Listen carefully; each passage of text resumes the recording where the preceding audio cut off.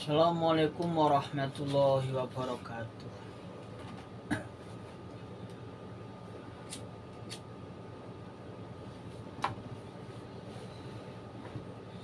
Semakin kesini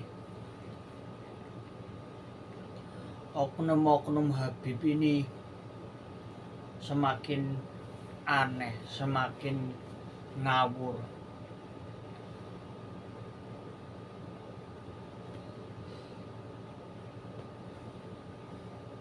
Ada yang bilang katanya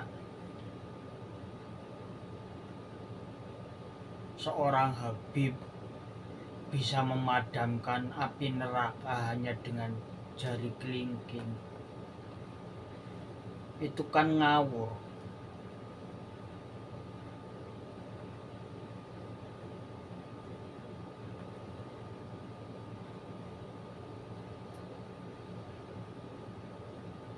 Ada juga yang bilang bertemu Allah Subhanahu wa Ta'ala satu hari 70 kali. Ini kan sangat menyesatkan. Hanya demi pendawiran, untuk membodohi umat, membodohi masyarakat.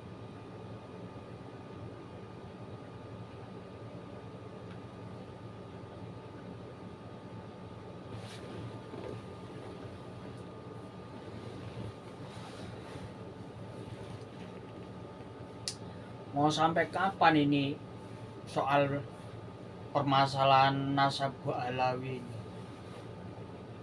Saya sih optimis seluruh habaib yang ada di Indonesia itu tidak ada yang mampu membantahnya. Tidak ada yang mampu membantah kajian Kiai Haji Imaduddin Usman. Khususnya Habib yang ada di Indonesia. Nah, semakin kesini tuh kajian Kiai Haji Imad semakin garang. Ibarat di UFC itu musuhnya itu, lawannya itu sudah ditonjokin berkali-kali dan sudah puluhan lawan atau ratusan lawan yang sudah terjatuh, terjungkal. Kiai Imad belum terkalahkan sampai saat ini karena buktinya belum ada satupun perwakilan dari Robito Alawiyah atau dari manalah yang bisa membantah tesis ilmiahnya Kiai Imad.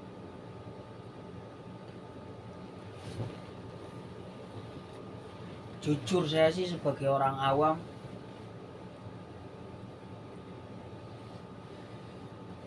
sangat bangga mempunyai seorang kiai dari Banten yang sangat cerdas. Sedangkan umur beliau itu masih muda lah. Tapi salut pemikirannya. Ini bukan masalah cek-cek. Ini masalah yang sangat vital. Ini masalah yang sangat besar dampaknya. Bagaimana tidak? Berpuluh-puluh tahun orang Indonesia atau Muslim yang ada di Indonesia itu meyakini bahwa Nasabah Alawi itu tersambung ke Rasulullah Nabi Muhammad SAW. Sudah dari dulu-dulu itu. Tiba-tiba ada seorang kiai dari Banten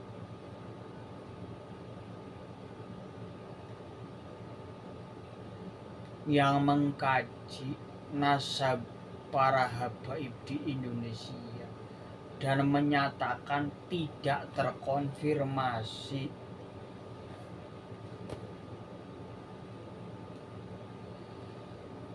Atau terputus, tidak tersambung ke Rasulullah Shallallahu Alaihi Wasallam. Ini kan sangat riskan permasalahan, sangat-sangat melukai hati para habib yang ada di Indonesia khusus. Ya awal mulanya sih hanya si Bahar Smith lah yang selalu menggaungkan, yang selalu mengaku cucu Nabi. Di dalam darahnya mengalir darah Rasulullah. Sedangkan tingkah laku dia, ucapan dia itu sangat bertolak belakang dengan kakeknya. Itulah yang membuat Kiai Imad itu meneliti apa ya benar cucu seorang nabi akhlaknya seperti ini, mulutnya sangat kotor. Umat atau yang dikatakan muhibinya yang dijadikan bemper untuk melindungi dia.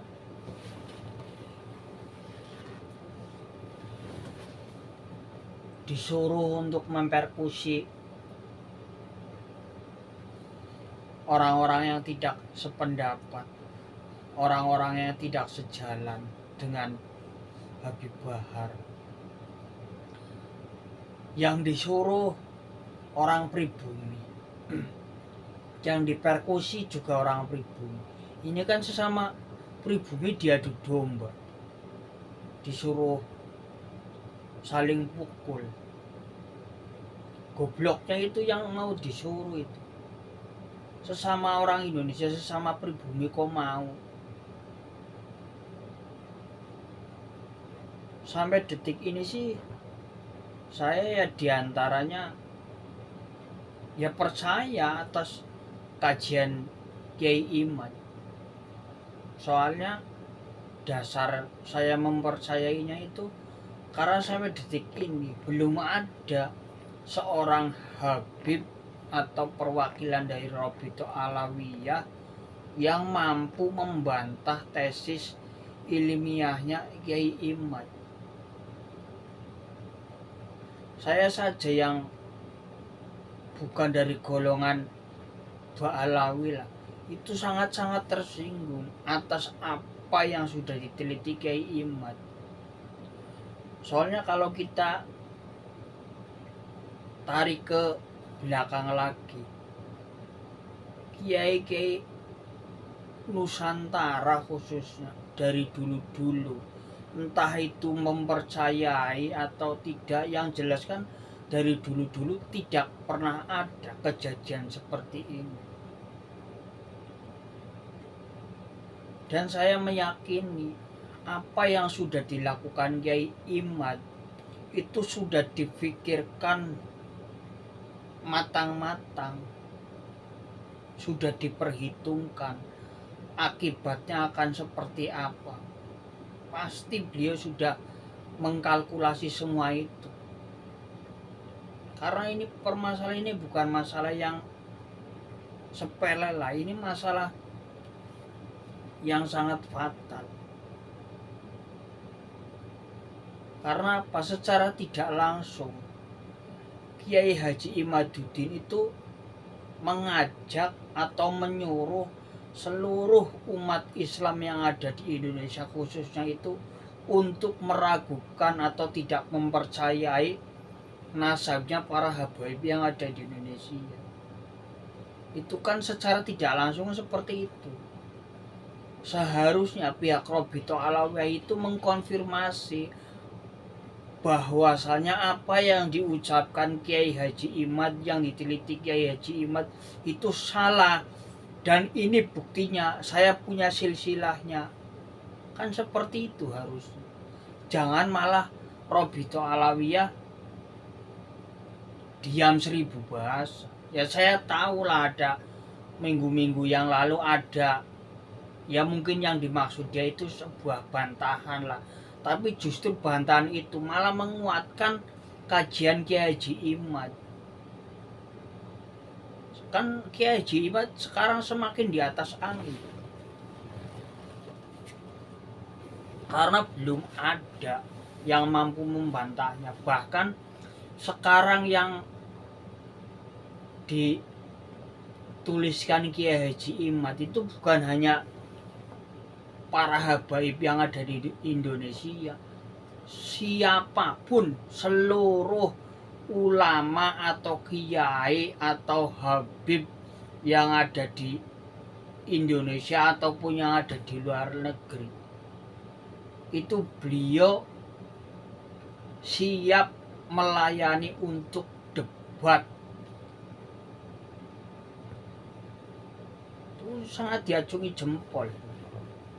Saya juga sangat salut. Beliau masih muda sekali. Tapi wawasan beliau, pemikirannya, kecerdasannya luar biasa. Mungkin ya kalau seumuran beliau itu dalam hal inilah ya, dalam hal bab nasab ini, mungkin Kiai Imad itu yang paling oke.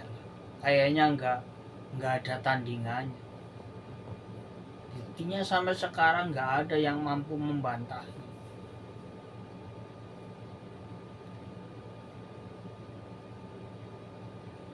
Ya agak mendingan lah sejak adanya tesis ilmiahnya Kiai Haji Imaduddin itu satu oknum-oknum Habib yang biasanya selalu menjual nama Nabi, selalu menjual cucu Nabi, akhirnya sekarang ya tidak seperti dulu.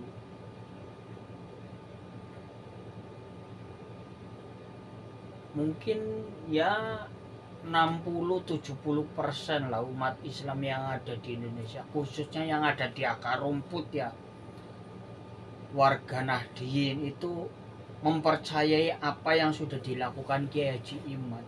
Tapi kalau kiai-kiai yang ada di struktur PBNU itu mungkin ya ada yang cari aman, ada yang mempercayai Kiai Haji Imad, ada mungkin yang nggak enak sama para habaib. Soalnya di NU kan juga banyak sekali para habaib yang ada di dalam PBNU itu.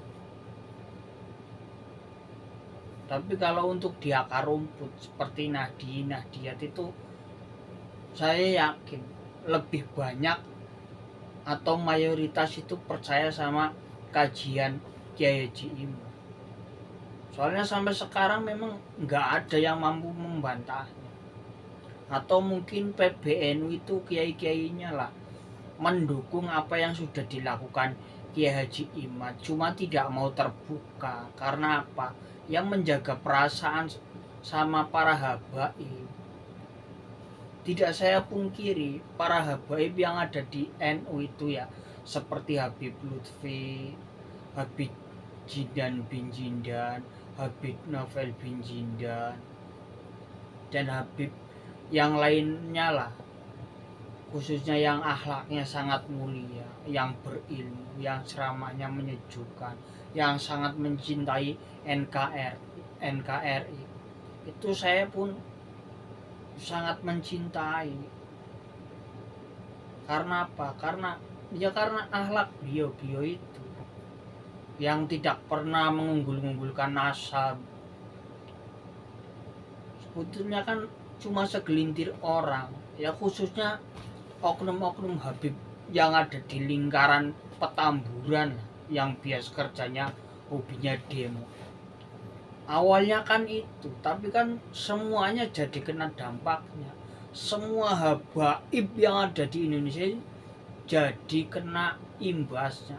Ya karena oknum-oknum Habib yang seperti itu.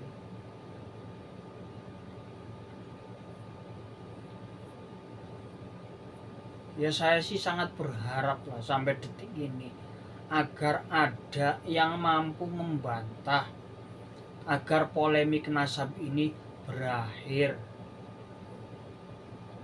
PBNU pun harusnya kan mengadakan baksul masail,